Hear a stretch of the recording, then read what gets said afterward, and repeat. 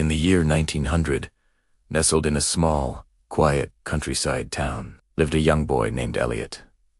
The roads were dusty. Horse carts were the main mode of transport, and at night, the soft glow of oil lamps was all that pushed back the darkness. Electricity was still a distant rumor here. Life was simple, people worked hard, and their dreams were often as quiet as the town itself. Elliot was only 12, but he already knew the weight of hardship. His father had passed away years ago, leaving him and his mother to fend for themselves. His mother worked as a seamstress, her fingers tirelessly moving late into the night, guided by the dim, flickering light of a single oil lamp. Their small wooden house was a testament to their struggle. The roof leaked when it rained, and dinner was often just bread and soup. But Elliot possessed something that couldn't be bought or sold: an insatiable curiosity. Every evening, after his chores were done, he would huddle by that old oil lamp, poring over borrowed books. He read about magnificent machines, incredible inventions, and a future humming with possibilities. In the dim light,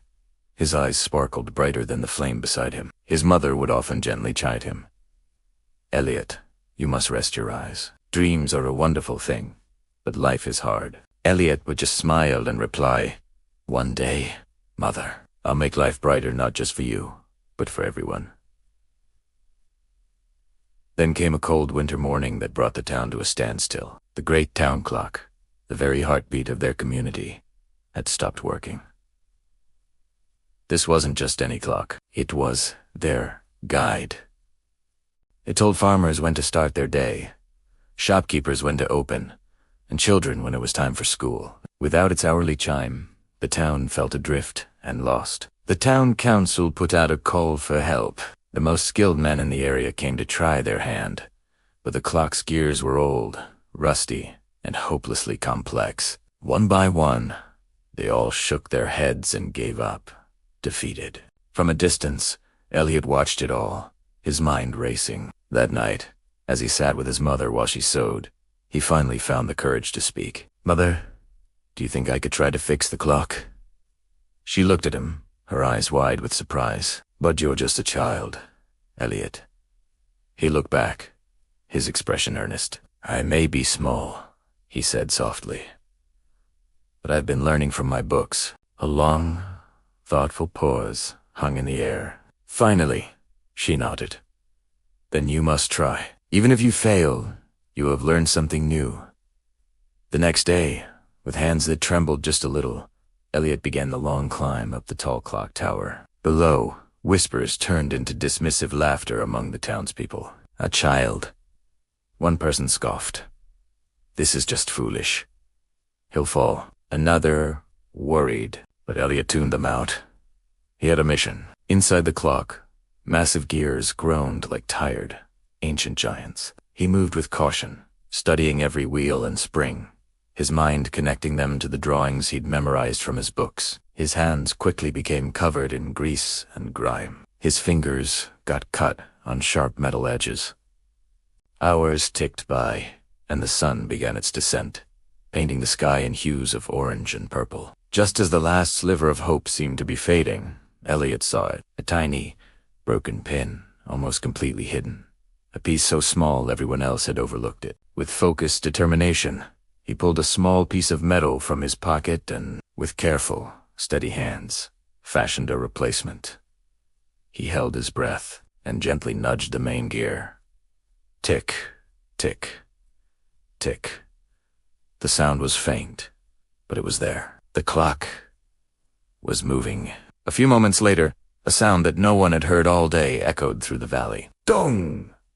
The great bell rang out, clear and strong. An astonished silence fell over the town below. Then, a single clap, followed by another, until the entire town square erupted in cheers. When Elliot finally climbed down, exhausted but with a triumphant smile on his face, the mayor himself stepped forward. "Today," the mayor announced to the crowd, "this child has reminded us all that wisdom does not depend on age, but on courage and curiosity." From that day forward, Elliot was no longer just the poor seamstress's son. People from all over began bringing him their broken watches, their worn-out tools, and their malfunctioning farm equipment. He fixed them all, his patience unwavering, his knowledge growing with every challenge. The years rolled on, and the world changed with them.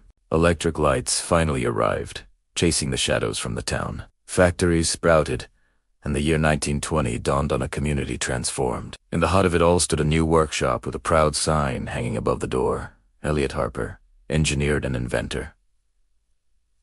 Inside, a much older Elliot worked, not alone, but surrounded by young apprentices, whom he taught with kindness and patience. And back in his childhood home, his mother sat, no longer straining her eyes in the dark, but reading peacefully under the bright, steady glow of an electric lamp. One evening, one of his students asked him, "Sir, how did you become so great?" Elliot smiled and pointed to a dusty old oil lamp resting on a high shelf. "I was never great," he said, his voice filled with warmth. "I've simply refused to let my light go out." His story teaches us that no matter how dark our circumstances may seem, knowledge, patience, and a determined heart can always light the way forward. Thank you for watching. If this story inspired you, please like, share, and subscribe for more content that lights up your day.